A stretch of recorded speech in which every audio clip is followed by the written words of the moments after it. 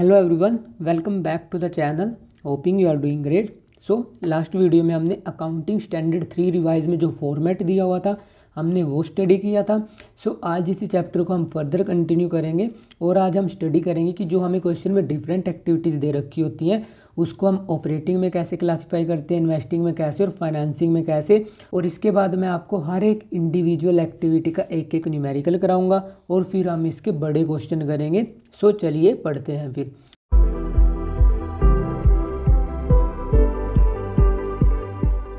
आज का उसने हमें क्वेश्चन दिया हुआ है, classify the following into operating, investing और financing activity and cash equivalent while preparing a cash flow statement.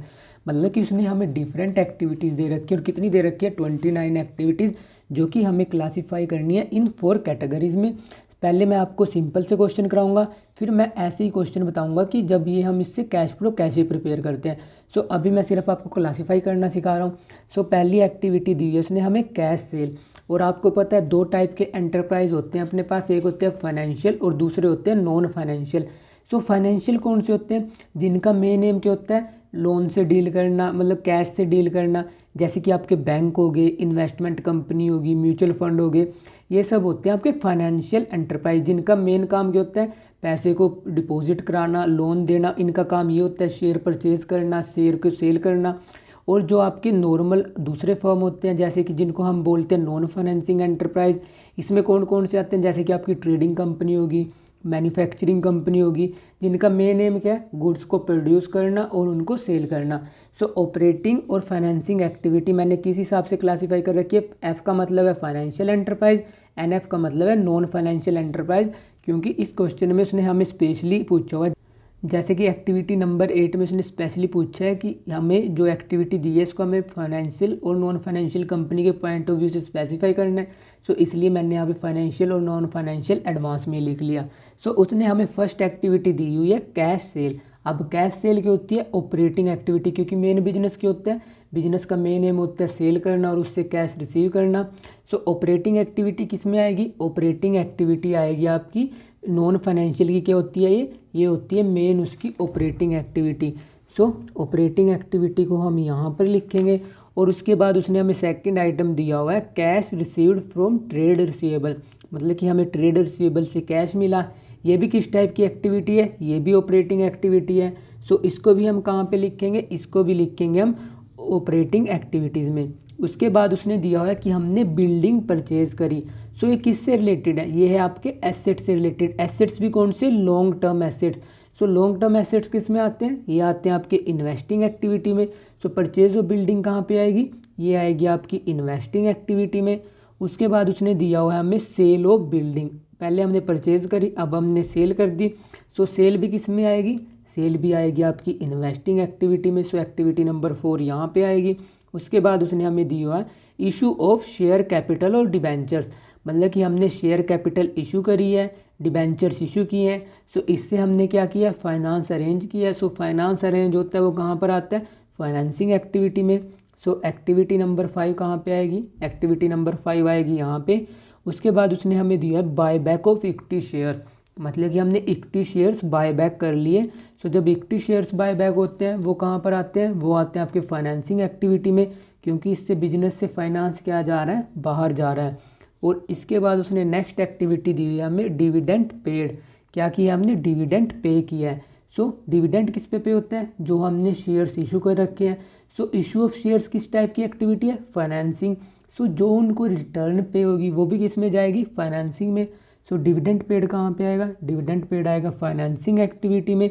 उसके बाद उसने हमें दिया है interest paid on debentures on long term loans, और ये हमें 2 कैटेगरी में क्लासीफाई करना है, एक फाइनेंस कंपनी और नॉन फाइनेंस कंपनी। और अब तक हम क्या एज्यूम कर रहे थे? जो सारी की सारी ट्रांजैक्शन हमने रिकॉर्ड करी है नॉन फाइनेंस कंपनी के पॉइंट ऑफ व्यू से।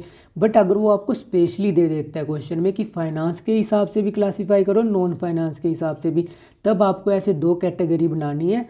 अदरवाइज़ आपको सिर्फ नॉन फाइनेंस के पॉइंट ऑफ व्यू से ही क्लासीफाई करना है।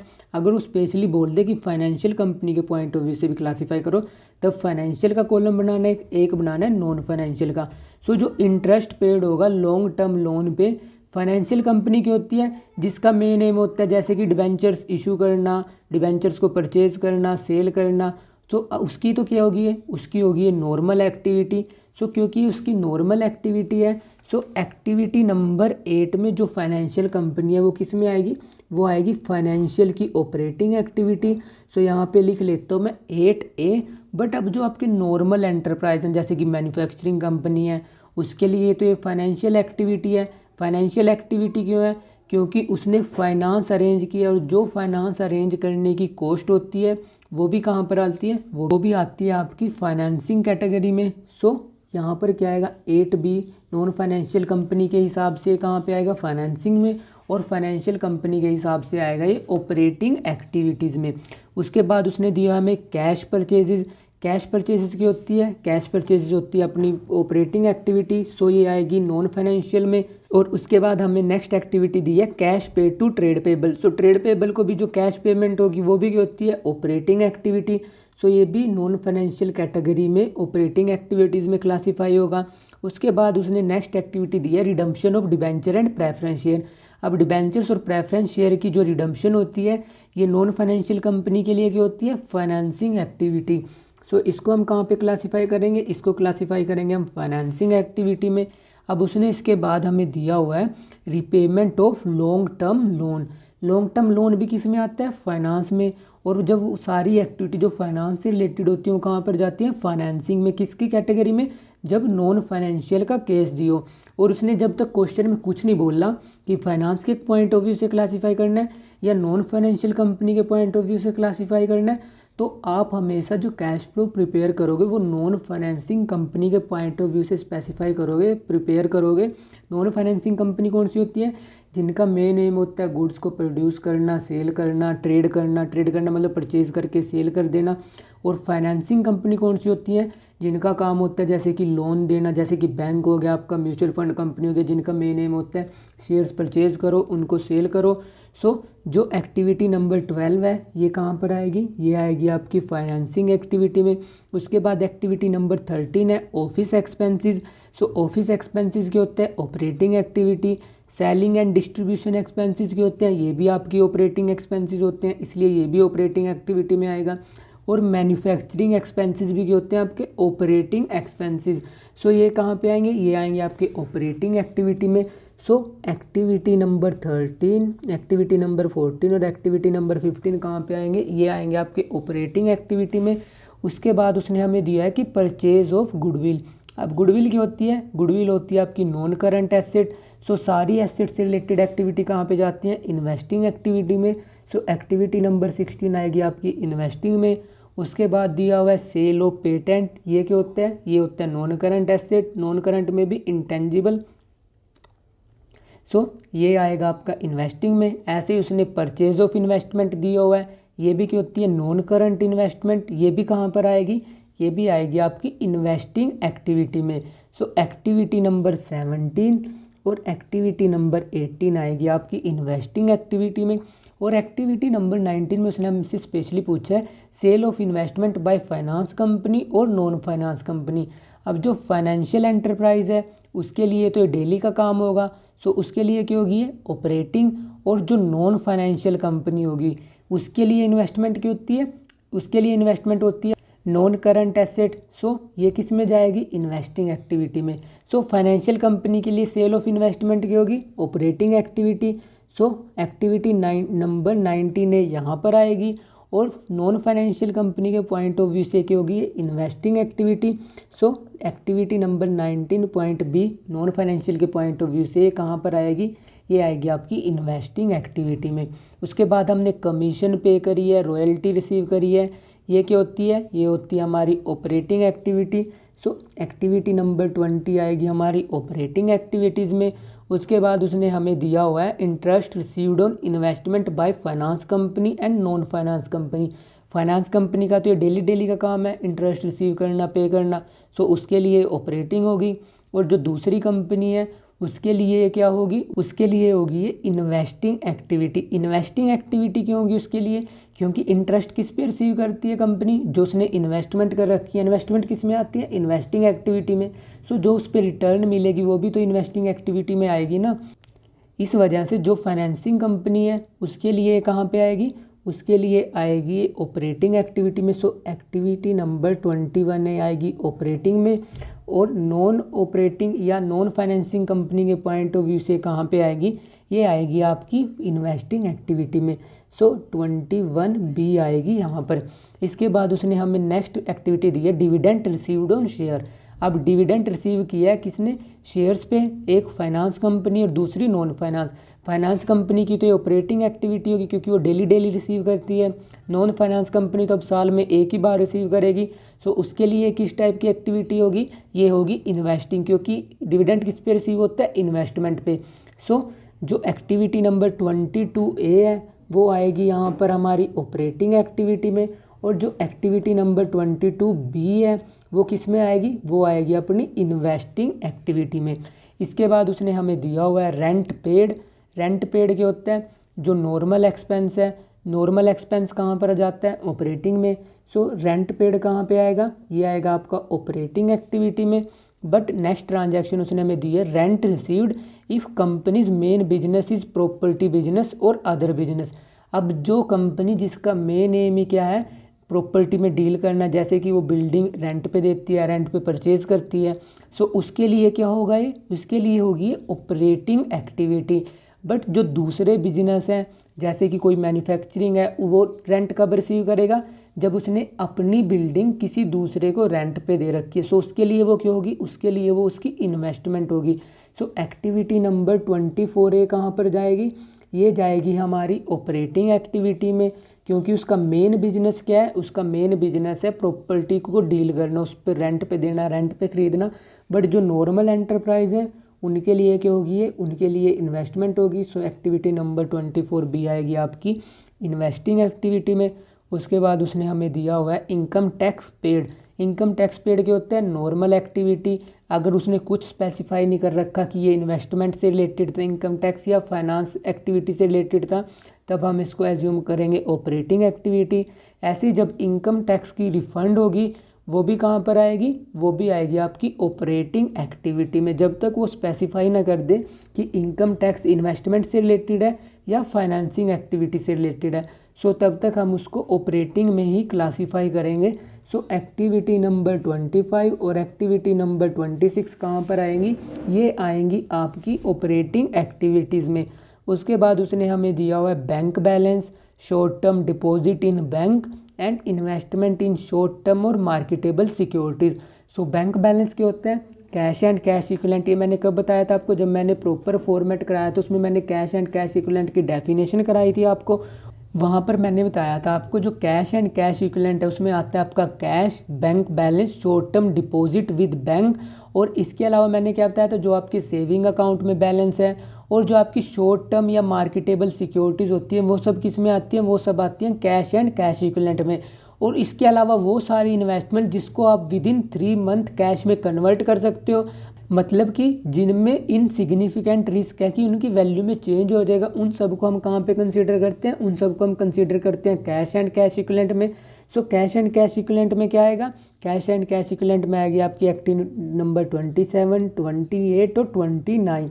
सो इस टाइप से आप कैश फ्लो स्टेटमेंट प्रिपेयर करोगे। अभी तो सिर्फ आपने एक्टिविटीज़ क्लासीफाई करी हैं, बट अब जो आगे नेक्स्ट क्वेश्चन होंगे उसमें जो जैसे आइटम दे रखे हैं, जैसे कि बैंक बैलेंस, वो उसका अमाउंट भी दे देगा, तब आपको cash flow statement proper prepare करनी पड़ेगी। अभी तो आपने सिर्फ एक्टिविटीज़ क्लासीफाई किया है, और जब आप कैश फ्लो स्टेटमेंट प्रिपेयर करोगे वहाँ पे आपको एक्टिविटी तो क्लासीफाई करनी ही है, इसके अलावा जो अमाउंट दे रखा है इन एक्टिविटीज़ का वो आपको, जो मैंने 2 कॉलम बनाए थे वहाँ पर भी रिकॉर्ड करना है। सो अब मैं इसके न्यूमेरिकल कराऊंगा, और न्यूमेरिकल में आज मैं सिर्फ ऑपरेटिंग के कराऊंगा, नेक्स्ट वीडियो में इन्वेस्टिंग के और फिर फाइनेंसिंग के, और फिर मैं आपको एक कंबाइंड सॉल्यूशन कराऊंगा किसका, ऑपरेटिंग, फाइनेंसिंग और इन्वेस्टिंग का। Our next question is X limited made a profit of 5 lakh after considering the following item, goodwill written off, depreciation, loss on sale of fixed asset, provision for doubtful debt, gain on sale of fixed asset. और इसके अलावा उसने हमें दिया हुआ है trade receivable का balance, prepaid expenses का बैलेंस, ट्रेड पेबल का बैलेंस और एक्सपेंसेस पेबल का बैलेंस। और हमें बोला हुआ है you are required to calculate cash flow from operating activities. So जब मैंने आपको कैश फ्लो का फॉर्मेट कराया था प्रीवियस वीडियो में, उसमें मैंने क्या बताया था आपको कि हम नेट प्रॉफिट से शुरू करते हैं, क्योंकि नेट प्रॉफिट में हमने सारी एक्टिविटीज़ कंसीडर कर ली होंगी, आपकी फाइनेंसिंग भी, ऑपरेटिंग भी, नॉन ऑपरेटिंग भी और इन्वेस्टिंग भी। सो जो फालतू की एक्टिविटीज़ हैं जिनसे कैश बाहर नहीं गया उसको हम ऐड करेंगे, और जो फालतू की एक्टिविटी हमने फालतू में ऐड कर रखी हैं उनको हम डिडक्ट करेंगे, और ऐसे कैलकुलेट कर लेंगे हम अपना cash flow from operating activity. और cash flow from operating activity की शुरुआत कहाँ से होती थी? इसकी शुरुआत होती थी नेट प्रॉफिट बिफोर टैक्स। और नेट प्रॉफिट बिफोर टैक्स में मैंने आपको बताया था कैसे कैलकुलेट होता है। Net profit before tax calculate करने से पहले आपने जो रिजर्व में ट्रांसफ़र किए हैं, आपने जो डिविडेंड पे किया है, आपने जो प्रोविज़न बनाया है टैक्स का, वो सब हम ऐड करते हैं। ऐड क्यों करते हैं? क्योंकि इनसे जो कैश फ्लो ऑपरेटिंग एक्टिविटी में है वो बाहर नहीं गए होगा, क्योंकि ये किसी दूसरी एक्टिविटी में स्पेसिफाई होना है। सो इसलिए वो सारे आइटम हम ऐड करते थे। सो सबसे पहले मैंने यहाँ पे फॉर्मेट प्रिपेयर कर लिया। यहाँ पे लिखा मैंने कंपनी का नेम एक्स लिमिटेड, और फिर लिखा मैंने cash flow from operating activities for the year ended 31 मार्च 2019। और उसके बाद यहाँ पर आप पर्टिकुलर्स लिख सकते हो, और यहाँ पर आएगा रुपीज़, और यहाँ पर भी क्या आएगा? रुपीज़। और हम शुरुआत कहाँ से करते हैं? शुरुआत करते हैं हम नेट प्रॉफिट बिफोर टैक्स से। और उसने इस क्वेश्चन में हमें दिया हुआ है, एक कंपनी है जिसने प्रॉफिट कितना किया?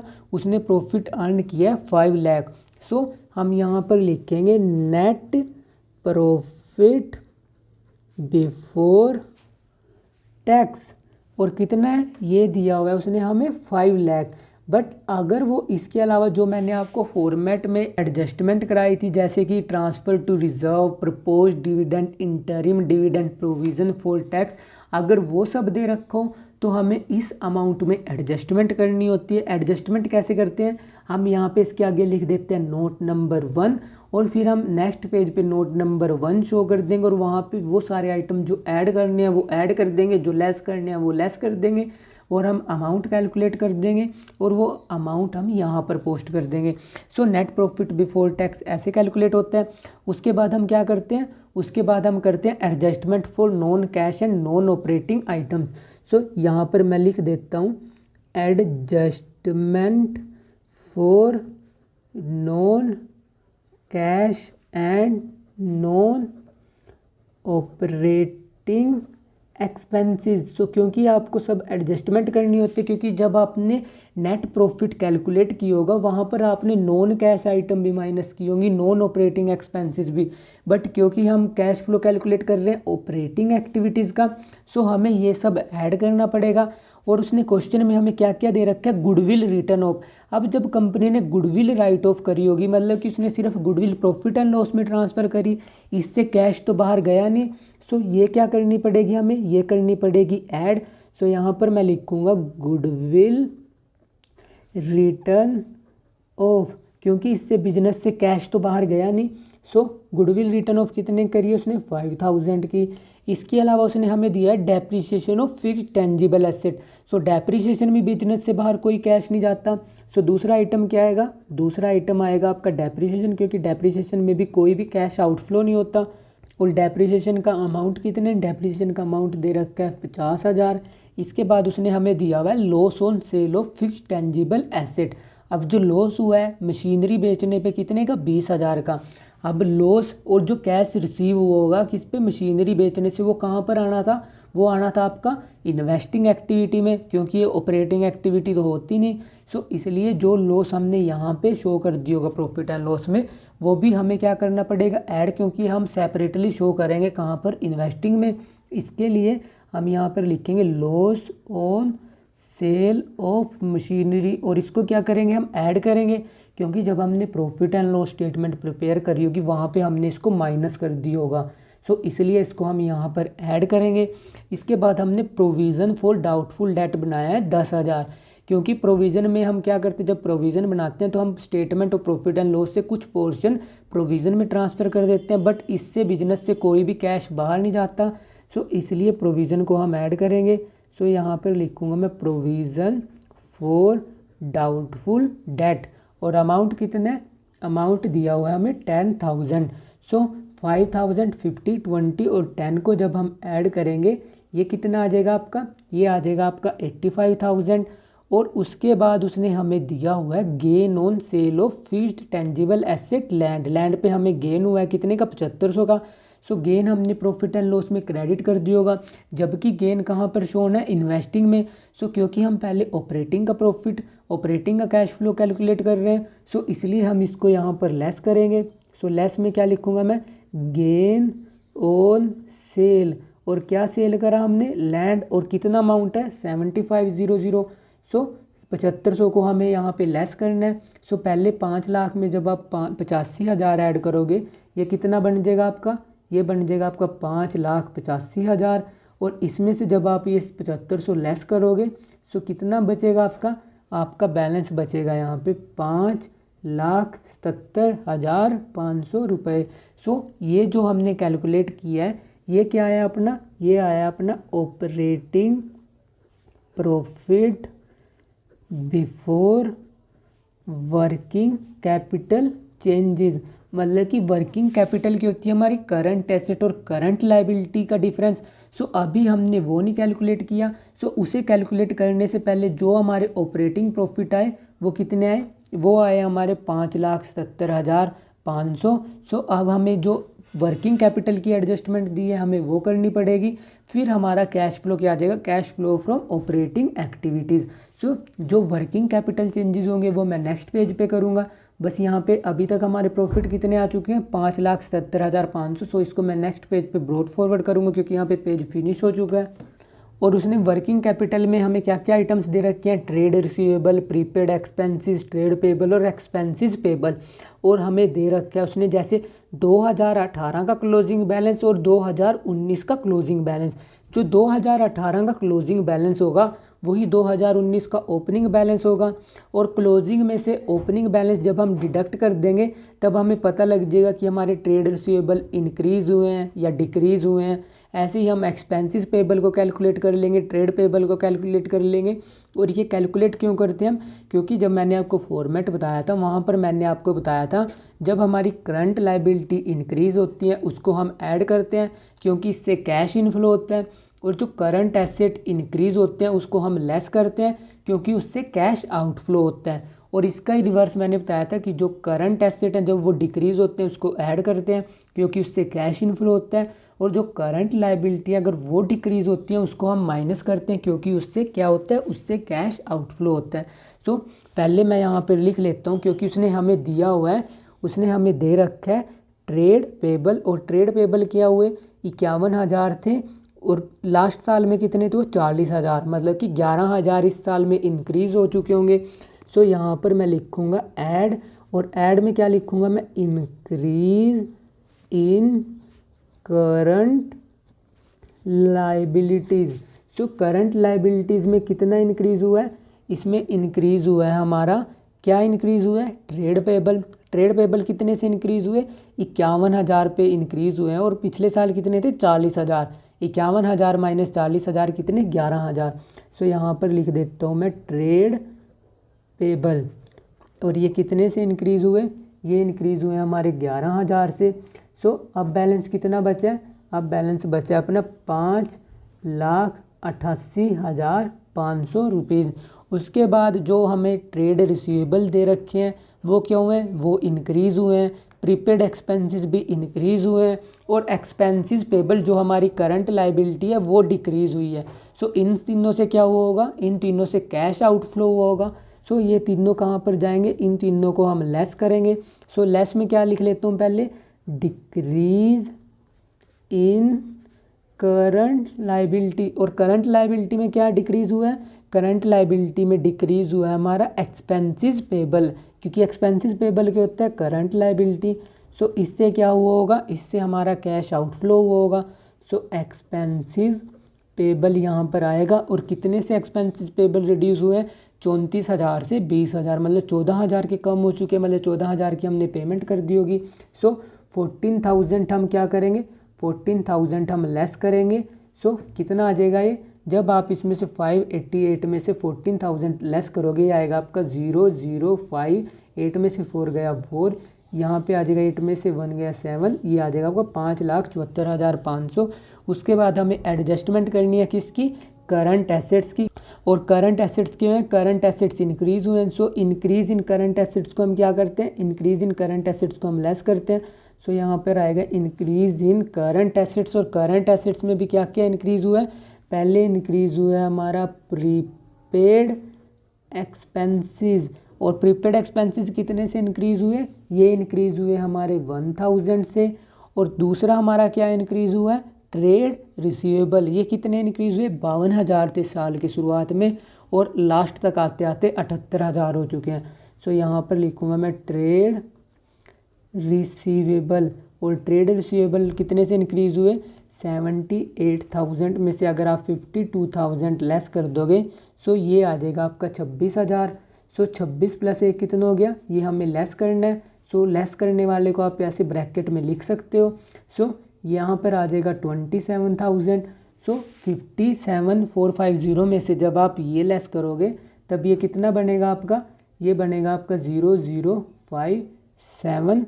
उसके बाद यहाँ पर आएगा 6 में से 4 और ये आ जाएगा 5,47,500।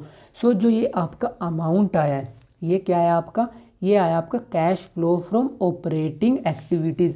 सो यहाँ पर क्या लिखूँगा मैं, cash flow from operating activities. और क्योंकि ये क्वेश्चन अभी शुरुआत थी, सो इसलिए इस क्वेश्चन में सारे आइटम नहीं थे, क्योंकि मैंने जब आपको फॉर्मेट कराया था वहाँ पर तो मैंने आपको बहुत डिटेल में कराया था। जैसे जैसे क्वेश्चन फर्दर कंटिन्यू हो गए, एडवांस लेवल आता जाएगा। सो ये जो आइटम्स हैं ये भी इंक्रीज़ होते जाएंगे। जैसे यहाँ पर फिर मैंने आपको टैक्स की एडजस्टमेंट भी बताई थी, वो जैसे जैसे मैं आपको एडवांस क्वेश्चन कराऊंगा वो क्वेश्चन भी आते जाएंगे और आपको क्लियर होता चला जाएगा। जो ऑपरेटिंग एक्टिविटीज़ हैं उनसे हमारा कैश का इनफ्लो कितना हुआ, कैश का इनफ्लो हुआ है 5,47,500। अगर ये नेगेटिव फिगर आती तब क्या होता, तब होता है वो कैश आउटफ्लो। बट अब क्या हुआ है, कैश इनफ्लो। कैश इनफ्लो कितना हुआ, 5,47,500। मतलब कि ऑपरेटिंग एक्टिविटी से अच्छा खासा कैश आया है किसके पास, एक्स लिमिटेड के पास। सो अब हम अपना नेक्स्ट क्वेश्चन करते हैं। And our next question is from the following balance sheet of ABC limited find out cash from operating activities. हमें कैश फ्लो कैलकुलेट करना है ऑपरेटिंग एक्टिविटीज़ और हमें दी हुई है इस कंपनी की बैलेंस शीट।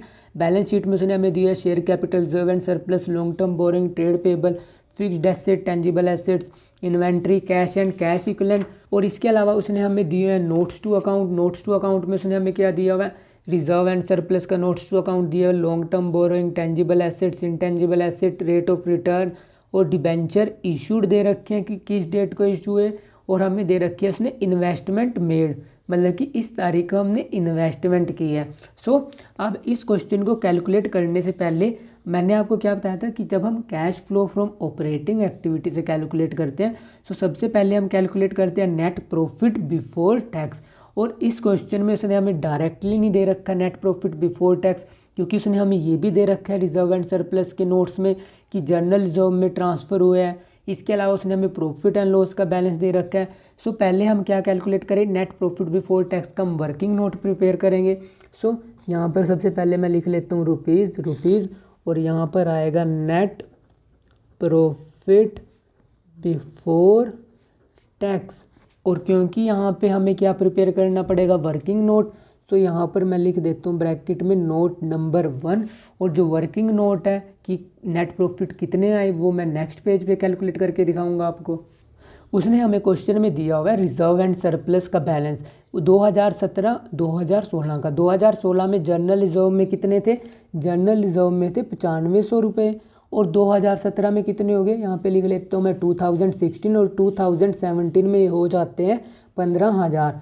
मतलब कि जनरल रिजर्व में 2016 का बैलेंस ये है, 2017 का बैलेंस ये है। मतलब कि आपने प्रॉफिट एंड लॉस से कुछ ट्रांसफ़र किया होगा जनरल रिजर्व में। और जब मैंने आपको नेट प्रॉफिट की कैलकुलेशन बताई थी वहाँ पर मैंने आपको बताया था जितना हम किसी भी रिजर्व में ट्रांसफ़र करते हैं वो क्या करते हैं, वो करते हैं हम ऐड। सो जो जनरल रिजर्व में ट्रांसफ़र हुआ है इसको हम ऐड करेंगे। और उसके अलावा उसने हमें दिया प्रॉफिट एंड लॉस का बैलेंस। 2016 में कितना था, 2016 में कंपनी लॉस बियर कर रही थी 6,000 का, 2017 में ये हो चुका है प्रॉफिट। सो 2016 में लॉस कितना था 6,000, 2017 में प्रॉफिट कितने का हो गया 7,000। सो एक्चुअली में प्रॉफिट कितने का इंक्रीज़ हुआ, माइनस से हम कहाँ पर आ चुके हैं, पॉजिटिव फिगर पे। सो यहाँ पर मैं नोट नंबर 1 लिख लेता हूँ। सो नेट प्रॉफिट कैसे कैलकुलेट होंगे, net profit during the year, और करंट साल का अमाउंट कैसे आएगा 7000 माइनस, और क्योंकि पिछले साल में तो ऑलरेडी लॉस थे, सो लॉस क्यों होंगे, हमारे लॉस होंगे पहले ही नेगेटिव में। सो यहाँ पर आएगा -6000, और जब हम इस ब्रैकेट को ओपन करेंगे सो इस साल के प्रॉफिट कितने आ जाएंगे, इस साल में जो प्रॉफिट अर्न किए होंगे हमने, माइनस माइनस आपस में प्लस हो जाएगा। सो ये आ जाएगा आपका 13000। इसके बाद ऐसे ही हमने जो रिजर्व्स हैं, रिजर्व्स में कितना अमाउंट ट्रांसफ़र किया, 15000 इस साल के हैं। उस पिछले साल कितना था, पिछले साल था इसमें बैलेंस 9500, मतलब कि हमने ट्रांसफ़र कितना किया, हमने ट्रांसफ़र किया 0 0, 10 में से 5 गए 5, 14 में से 9 गए, 14 में से 9 गए 5, मतलब कि इस साल हमने 5500 रुपये रिजर्व्स में ट्रांसफ़र किए हैं। सो इससे भी कोई कैश आउटफ्लो नहीं होगा। सो मैं यहाँ पे लिखूँगा add transfer to general reserve, और जनरल रिज़र्व में कितना अमाउंट गया है, ये अमाउंट गया आपका 5500। सो 5500 को हम ऐड करेंगे और हमारा प्रॉफिट कितना आया, प्रॉफिट आया हमारा 18500।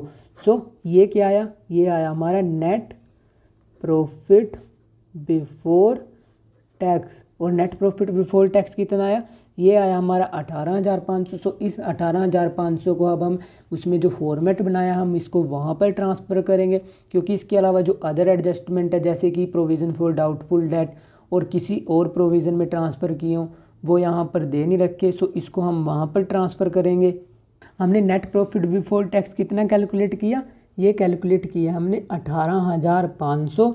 इसके बाद हम क्या करते हैं, नॉन कैश और नॉन ऑपरेटिंग आइटम्स की एडजस्टमेंट। सो यहाँ पर मैं लिखूँगा adjustment for non cash and non operating expenses. और नॉन कैश और नॉन ऑपरेटिंग एक्सपेंसेस में उसने हमें क्या दिया हुआ है, उसने हमें दे रखा है लॉन्ग टर्म बोरोइंग, जो कि 2016 में 21000 थी, 2017 में 25000 थी, मतलब कि हमने 4000 की लॉन्ग टर्म बोरोइंग इशू करी होंगी। और वो इशू कब की हमने, मतलब कि हमने डिबेंचर इशू कब किए, हमने डिबेंचर इशू किए हैं 31/3/2017 को, मतलब कि पिछले साल जो साल की शुरुआत थी, साल शुरू कब हुआ अपना, साल शुरू हुआ अपना 1 अप्रैल 2016। इस तारीख को अपने पास कितने के डिबेंचर्स थे, इस साल अपने पास डिबेंचर्स थे 21000 के। और जैसे अपना ईयर एंड हुआ है, ईयर एंड कब हुआ है, ईयर एंड हुआ है 31 मार्च 2017। यहाँ पर अपने पास कितने के डिबेंचर्स हैं, यहाँ पर अपने पास है 25000 के डिबेंचर। और जो डिबेंचर हमने इशू किए हैं 4000 के, ये कब इशू किए, ये हमने इशू किए हैं 31 मार्च 2017 को। सो जो डिबेंचर पे इंटरेस्ट पे होगा वो किस बैलेंस पे होगा, वो होगा ओपनिंग बैलेंस पे, क्योंकि ओपनिंग बैलेंस ही आपने पूरे साल डिबेंचर्स यूज़ किए। सो 21000 पे आप कितने % इंटरेस्ट पे करोगे, 21000 पे आप इंटरेस्ट पे करोगे 10%। सो 10% 21000 का कितना आएगा 2100। सो 2100 आपने इंटरेस्ट पे किया, जो कि आपने प्रॉफिट एंड लॉस में शो कर दिया होगा। बट क्योंकि हम ऑपरेटिंग एक्टिविटी का कैलकुलेट कर रहे हैं, ये कहाँ पे शो होना था इंटरेस्ट पेड, ये जाना था फाइनेंसिंग में। सो इसलिए इसको हम यहाँ पर ऐड करेंगे। सो यहाँ पर ऐड में लिख दूंगा मैं payment of interest on debentures, और अमाउंट कितना है, अमाउंट है 21000 का 10%, और 21000 का 10% कितना आएगा, ये आएगा आपका 2100 रुपये। सो 2100 रुपये यहाँ पर लिख देता हूँ मैं। और इसके बाद इसने हमें दिया हुआ है, एक इसने हमें क्वेश्चन में दे रखे है टेंजिबल एसेट्स। टेंजिबल एसेट्स का बैलेंस दे रखा है 2016 में 41000 था, 2017 में 54000 था। और फिर उसने हमें दे रखा है प्रोविज़न फॉर डेप्रिसिएशन, मतलब कि एक्यूमुलेटेड डेप्रिसिएशन। पहले कितनी थी 2016 में 9000, 2017 में कितनी हुई 13000, मतलब कि इस साल हमने कितनी डेप्रिसिएशन चार्ज करी, मतलब कि बिगनिंग में एक्यूमुलेटेड जो हमारी अब तक की इकट्ठी डेप्रिसिएशन थी वो 9000 थी, और एंड तक आते आते वो 13000 होगी, मतलब इस साल हमने 4000 की डेप्रिसिएशन चार्ज करी। सो हमें ये ऐड करना पड़ेगा। इसके अलावा उसने हमें इंटेंजिबल एसेट्स में दे रखी है गुडविल।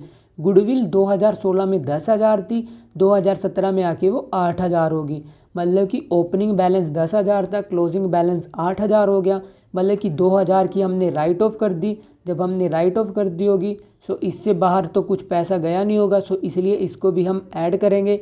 सो जो आइटम्स ऐड होंगे उसको मैं ऐड में लिखूँगा। देयरफॉर हमें डेप्रिसिएशन ऐड करनी पड़ेगी, गुडविल रिटर्न ऑफ ऐड करना पड़ेगा। सो यहाँ पर मैं लिख देता हूँ डेप्रिसिएशन, क्योंकि डेप्रिसिएशन हमें ऐड करनी पड़ेगी, उससे कैश आउटफ्लो नहीं हुआ। और डेप्रिसिएशन कितने की बन रही है हमारी, 13,000 माइनस 9,000। सो डेप्रिसिएशन का अमाउंट बना है 4,000। ऐसे ही जो हमने गुडविल राइट ऑफ करी है उससे भी कोई कैश आउटफ्लो नहीं होगा। सो यहाँ पर लिखता हूँ मैं रिटर्न ऑफ, और अमाउंट कितना बन रहा है अपना, गुडविल रिटर्न ऑफ कितने की हुई है, 10,000 में से 8,000 गए। सो गुडविल राइट ऑफ हुई है अपनी 2,000 की। सो गुडविल रिटर्न ऑफ का अमाउंट आ जाएगा यहाँ पे 2,000। और इन तीनों को ऐड कर कर कितना बने, ये बने अपने पास 8100। सो 18,500 में जब हम 8100 ऐड करेंगे ये बन जाएगा अपना 26,600 रुपीज़। अब हमें उसने दिया हुआ था कि जो हमने इन्वेस्टमेंट करी है वो हमने कब करी, वो करी है हमने 31/3/2017 को। और इन्वेस्टमेंट का अमाउंट कितना दे रखा है, इन्वेस्टमेंट में उसने हमें दिया हुआ है नॉन करंट इन्वेस्टमेंट, जो कि ओपनिंग बैलेंस था 3,000 और क्लोजिंग बैलेंस था 8,000। मतलब कि 2017 की शुरुआत में हमारे पास 3,000 की इन्वेस्टमेंट थी और 2017 के एंड में हमारे पास हो गई 8,000 की इन्वेस्टमेंट। सो हम जो इंटरेस्ट है वो इंटरेस्ट किस पे अलाउ करेंगे, हम इंटरेस्ट करेंगे ओपनिंग इन्वेस्टमेंट पे अलाउ, क्योंकि जो हमारी क्लोजिंग इन्वेस्टमेंट है वो तो हमने अभी उस पर लास्ट में ही करी है, ईयर के एंड में करी है। सो उस पर तो हमें कोई इंटरेस्ट अलाउ नहीं होगा जिस कंपनी में हमने इन्वेस्टमेंट कर रखी है। सो वो इन्वेस्टमेंट पे किस अमाउंट पे इंटरेस्ट देगा हमें, वो देगा जो अमाउंट हमने साल के शुरुआत में इन्वेस्ट कर दिया था। सो साल के शुरुआत में कितना किया था, 3,000, और 3,000 पे कितना रेट ऑफ इंटरेस्ट है, रेट ऑफ इंटरेस्ट है हमारा 10%, जो कि उसने हमें वर्किंग नोट में लिखा हुआ है, rate of interest on investment is 10% per annum. सो 3,000 का 10% कितना आएगा, 3,000 का 10% आएगा 300। सो वो हमें लेस करना पड़ेगा। सो यहाँ पर आ जाएगा लेस इंटरेस्ट ऑन इन्वेस्टमेंट, क्योंकि इंटरेस्ट ऑन इन्वेस्टमेंट किस कैटेगरी में आएगा, ये आएगा आपका इन्वेस्टमेंट इनकम में या cash flow from investing activities. So ये यहाँ से डिडक्ट करना पड़ेगा। सो उसका अमाउंट कितना है, उसका अमाउंट बन रहा है 300। सो 300 जब हम इसमें से लेस कर देंगे ये अमाउंट कितना आ जाएगा, ये अमाउंट आ जाएगा अपना 26,300 रुपये। सो जो ये अमाउंट आया है ये अमाउंट क्या आ चुका है, ये आ चुका है operating profit before working capital changes. और वर्किंग कैपिटल चेंजेस अब हमको कंसीडर करने पड़ेंगे। वर्किंग कैपिटल चेंजेस में उसने हमें दे क्या क्या रखा है, उसने हमें दिया हुआ है करंट लाइबिलिटीज़ में एक तो दे रखा है उसने हमें ट्रेड पेबल, और करंट एसेट्स में दे रखी है उसने हमें इन्वेंट्री। ट्रेड पेबल का बैलेंस इंक्रीज़ हुआ है और जो इन्वेंट्री है उसका भी बैलेंस इंक्रीज़ हुआ है। और जो इन्वेंट्री है जिसका बैलेंस इंक्रीज़ हुआ है इससे कैश आउटफ्लो होगा। सो इसलिए हम इसको लेस करेंगे। सो यहाँ पर मैं लिख देता हूँ add increase in current liabilities. और करंट लाइबिलिटी में क्या इंक्रीज़ हुआ है, हमारा इंक्रीज़ हुआ है ट्रेड पेबल। और ट्रेड पेबल का बैलेंस कितना इंक्रीज़ हुआ, ट्रेड पेबल का बैलेंस इंक्रीज़ हुआ है 4,000, क्योंकि हमारे पास ओपनिंग फिगर क्या थी 8500, क्लोजिंग क्या है 12,500। सो 12,500 में से जब 8,500 माइनस करोगे ये कितना आएगा आपका, ये आएगा आपका 4,000। सो 4,000 हम ऐड करेंगे। सो अब अपना बैलेंस कितना बन चुका है, ये बैलेंस बन चुका है अपना 30,300 रुपये। अब जो इन्वेंट्री का बैलेंस इंक्रीज़ हुआ है इससे क्या होगा, कैश आउटफ्लो, क्योंकि इन्वेंट्री हमने परचेज करी इन द ईयर, इसलिए इसको हम क्या करेंगे, लेस करेंगे।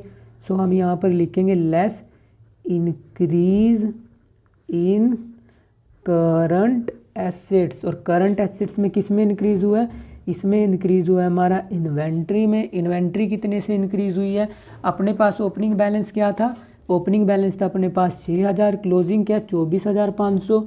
सो जब 24,500 में से 6,000 हम माइनस करेंगे ये कितना बनेगा, ये बनेगा अपना 18,500। इसलिए हम 18,500 को हम लेस करेंगे। 18,500 जब हम इसमें से लेस कर देंगे अपना नेट बैलेंस कितना बचा, 11,800। सो अब तक हमने सारी की सारी एडजस्टमेंट जो कि ऑपरेटिंग एक्टिविटी से रिलेटेड थी वो हमने कंसीडर कर ली, क्योंकि अब जो बचा हुआ अमाउंट है जैसे कि लॉन्ग टर्म बोरोइंग में इंक्रीज डिक्रीज, शेयर कैपिटल में इंक्रीज डिक्रीज, ये सब आता है आपका फाइनेंसिंग एक्टिविटी में। जो एक्टिविटीज़ ऑपरेटिंग से रिलेटेड थी वो हमने सारी कंसीडर कर ली। सो जो ये फिगर आई है ये क्या शो कर रही है, net cash flow from operating activities. So यहाँ पर आएगा net cash flow from operating activities. इसलिए जो cash flow from operating activities हैं उसमें हम ये सारे आइटम्स ऐड करेंगे क्योंकि इनसे कैश आउटफ्लो नहीं हुआ, और फिर हम वर्किंग कैपिटल की एडजस्टमेंट करते हैं और इसका क्या लॉजिक है वो मैंने आपको बता दिया। And our next question is the statement of profit and loss of an enterprise for the year ended 31 March 2018 stood as follow. और हमें दिया हुआ है revenue from operation, other income, total revenue, expenses में दिए हैं purchases, changes in inventory, employ benefit expenses, depreciation, other expenses, total expenses, और फिर हमें उसने कैलकुलेट करके दिखा दिया प्रॉफिट बिफोर टैक्स। और फिर उसने इसी प्रॉफिट एंड लॉस स्टेटमेंट के क्या दे रखे हैं हमें, नोट्स टू अकाउंट। और नोट्स टू अकाउंट किस किस के दे रखे हैं, अदर इनकम के, जिसमें दिया हुआ है dividend received, profit on sale, और उसके अलावा दिया हुआ है डेप्रिसिएशन एंड अमोर्टाइजेशन एक्सपेंसेस के नोट्स टू अकाउंट। और इसके अलावा उसने हमें दिए हैं अदर एक्सपेंसेस में office expenses, selling and distribution expenses, share issue expenses, और इसके अलावा उसने हमें दे दिया होगा manufacturing wages outstanding, salaries outstanding और सैलरीज प्रीपेड। और हमें बोला हुआ है calculate the amount of cash generated from operating activities. So operating activities में कैश फ्लो कैलकुलेट करने से पहले हम शुरुआत कहाँ से करते थे, हम शुरुआत करते थे नेट प्रॉफिट बिफोर टैक्स। और उसने हमें इस बार जो प्रॉफिट एंड लॉस स्टेटमेंट दी है उसमें उसने ऑलरेडी कैलकुलेट करके दे दिया हमें प्रॉफिट बिफोर टैक्स। सो हमें अब बस क्या चीज़ें देखनी है कि अगर उसने किसी रिजर्व में ट्रांसफ़र किए हैं या किसी प्रोविज़न में अमाउंट इंक्रीज़ किया है, सो वो सब हमें ऐड बैक करना पड़ेगा। बट इस क्वेश्चन में उसने ऐसी कुछ इन्फॉर्मेशन ही दे रखी कि हमने कुछ प्रॉफिट एंड लॉस से रिजर्व में ट्रांसफ़र किया है या हमने कोई प्रोविज़न बनाया है। सो उसने ऐसा कुछ दे नहीं रखा। सो जो अपना प्रॉफिट बिफोर टैक्स है इसी को हम क्या मान लेंगे, इसी को मान लेंगे हम नेट प्रॉफिट बिफोर टैक्स। अगर ये सब आइटम दिए होते तो उन सब आइटम्स को हम ऐड करते। सो सबसे पहले मैंने यहाँ पे फॉर्मेट प्रिपेयर कर लिया, यहाँ पे लिखा मैंने cash flow from operating activities for the year ended 31 March 2018, और यहाँ पर आएगा रुपीज़ और यहाँ पर भी आएगा रुपीज़, यहाँ पर आप लिख सकते हो पर्टिकुलर्स। सो शुरू कहाँ से करेंगे, हम शुरू करेंगे हम नेट प्रॉफिट बिफोर टैक्स।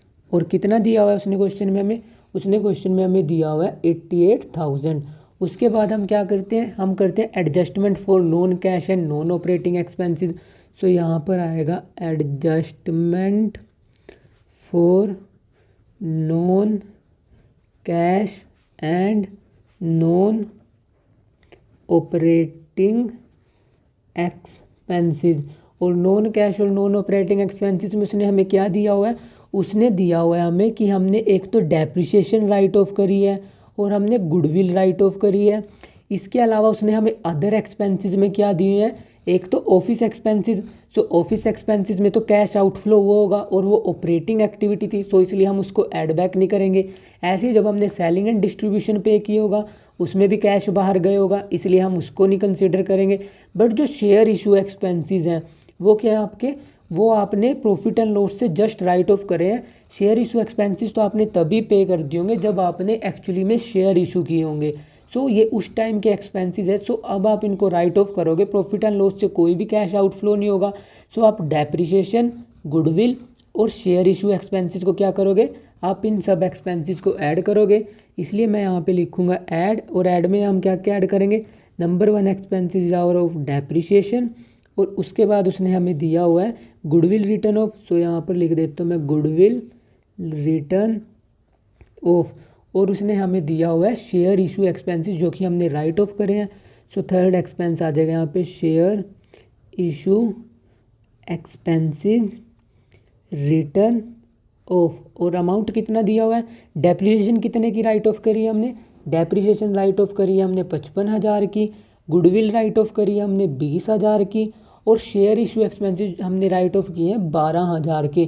और जो अदर एक्सपेंसेस में ऑफिस और सेलिंग दे रखा है इसको हम क्यों नहीं कंसीडर करने, इसको हम इसलिए नहीं कंसीडर कर रहे क्योंकि इससे एक्चुअली में कैश आउटफ्लो हुआ है। सो अगर आप इसको यहाँ पे ऐड कर दोगे तो आपका ऑपरेटिंग एक्टिविटी से कैश ज़्यादा आ जाएगा, क्योंकि इससे कैश एक्चुअली में गया है। सो इसलिए हम इसको ऐड नहीं करेंगे।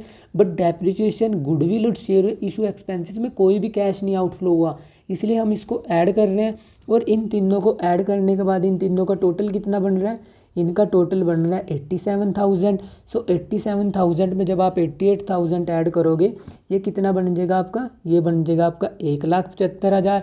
और फिर हम क्या करते हैं, कुछ आइटम्स होते हैं जो हमें लेस करने पड़ते हैं, और लेस में हम क्या क्या करेंगे, उसने हमें दिया है अदर इनकम में एक तो डिविडेंड रिसीव किया है, तो डिविडेंड रिसीव कहाँ पे आना था, इन्वेस्टिंग में। बट हमने प्रॉफिट कैलकुलेट की है वहाँ पर, तो हमने सब कुछ ले लिया होगा, सो इसलिए हम इसको यहाँ पे लेस करेंगे। इसके अलावा उसने हमें दिया हुआ है कि हमने एक प्रॉफिट अर्न किया है जब हमने बिल्डिंग सेल करी, उसकी बुक वैल्यू थी 5 लाख, सेल करी हमने उसकी 6 की। सो जब आपने प्रॉफिट कैलकुलेट किया होगा आपने तो वहाँ पे ऑलरेडी शो कर रखा होगा। सो ये सारा का सारा अमाउंट कहाँ पर आना था, ये 620 आना था आपका इन्वेस्टिंग एक्टिविटी में एज अ कैश इनफ्लो।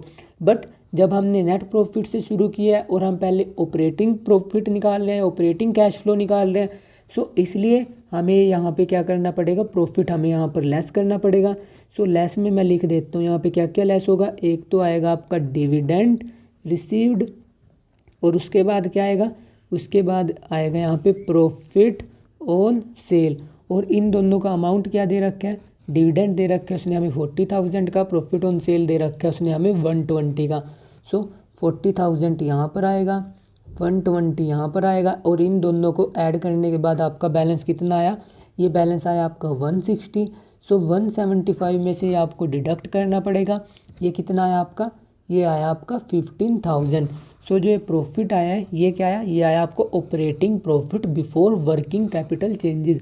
सो यहाँ पर मैं लिख देता हूँ operating profit before working capital changes. So अब हम क्या कंसीडर करेंगे, जो वर्किंग कैपिटल में चेंज हुआ है, क्योंकि उससे भी कैश इनफ्लो और आउटफ्लो होता है।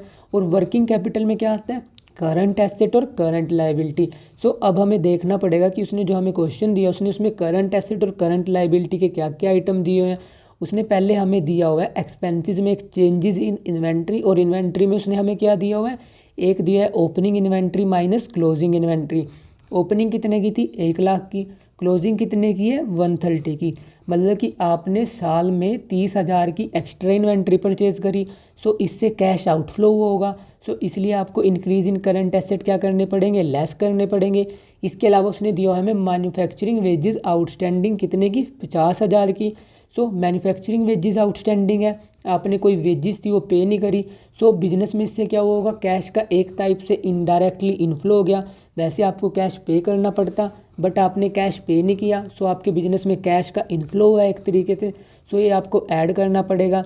ऐसे ही आउटस्टैंडिंग सैलरीज़ हैं, ये भी आपको ऐड करना पड़ेगा। और सैलरीज प्रीपेड है, मतलब कि कोई खर्चा था जो कि आपने अगले साल पे करना, तो आपने इसी साल पे कर दिया, तो मतलब कैश बाहर चला गया होगा बिजनेस से।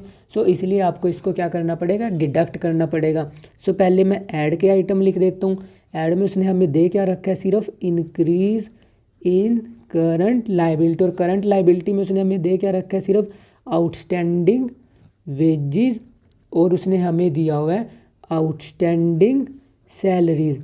सो हमें ये दोनों ऐड करने पड़ेंगे। आउटस्टैंडिंग वेजेस कितने की दे रखी है, ये दे रखी है 50,000 की। आउटस्टैंडिंग सैलरी कितने की दे रखी है, ये दे रखी है उसने हमें 40,000 की। सो दोनों ऐड होके कितने हो गए, ये हो चुके हैं आपके 90,000। सो 90,000 को जब आप 15,000 से ऐड करोगे, ये टोटल कितना बनेगा आपका, ये बनेगा 1,05,000 रुपये। अब जो आइटम हमें लेस करने थे उनको हम लेस करेंगे। सो लेस में क्या आएगा यहाँ पे, इंक्रीज़ इन करंट एसेट, क्योंकि उसने हमें सिर्फ 2 ही आइटम्स दे रखे हैं करंट एसेट के। सो यहाँ पे लिख देता हूँ मैं इंक्रीज़ इन करंट एसेट। और करंट एसेट्स में उसने हमें दे रखी है एक तो सिर्फ इन्वेंट्री, और दूसरा दे रखा है उसने हमें सैलरीज प्रीपेड। सो ये हमें लेस करने पड़ेंगे। सो यहाँ पर लिख देता हूँ मैं इन्वेंट्री। सो इन्वेंट्री कितने से इंक्रीज़ हुई है, इन्वेंट्री इंक्रीज़ हुई है हमारी 30,000 से। और उसके बाद उसने हमें दिया है सैलरीज प्रीपेड। प्रीपेड सैलरीज की होती है हमारे प्रीपेड एक्सपेंसेस। सो ये भी क्या होते हैं, करंट एसेट। सो इसको भी मैं यहाँ पर लिख देता हूँ, प्रीपेड सैलरीज और प्रीपेड सैलरीज का अमाउंट कितना है, ये दे रखे हैं उसने हमें क्वेश्चन में 5000। सो ये 35,000 क्या करना पड़ेगा हमें, ये करना पड़ेगा हमें डिडक्ट। सो यहाँ पे लिख देता हूँ मैं 35,000। इसको आप ब्रैकेट में लिख सकते हो, ब्रैकेट में लिखने का मतलब क्या, ये माइनस होता है। सो 1,05,000 में से जब आप 35,000 लेस करोगे, ये कितना बचेगा आपका, ये बचेगा आपका 70,000। सो जो 70,000 आया है ये क्या है, ये है कैश इनफ्लो। अगर ये नेगेटिव फिगर आती तब ये क्या शो करता है, नेट कैश आउटफ्लो। सो यहाँ पर मैं लिख देता हूँ net cash flow from operating activities. अभी तो उसने क्वेश्चन में, क्योंकि हमें उसने टैक्स नहीं दे रखा कि इतने का टैक्स पे किया है, बट जैसे जैसे मैं आपको एक कंप्लीट क्वेश्चन कराऊंगा कैश फ्लो का, वहाँ पे टैक्स का ट्रीटमेंट भी होगा। और इसके अलावा इसी के साथ हम फाइनेंसिंग भी प्रिपेयर करेंगे, financing activities, investing activities. But financing और इन्वेस्टिंग एक्टिविटी का एक कंप्लीट क्वेश्चन कराने से पहले, जैसे मैंने ऑपरेटिंग एक्टिविटी कराई आपको, मैं पहले इन्वेस्टिंग कराऊंगा, फिर फाइनेंसिंग कराऊंगा, और फिर इस चैप्टर के हम बड़े बड़े क्वेश्चन करेंगे। So that's all for today. Keep learning and smiling. If you have any doubt you can ask me in the comment section, and don't forget to share and subscribe to this channel for amazing videos. Thank you. Bye bye.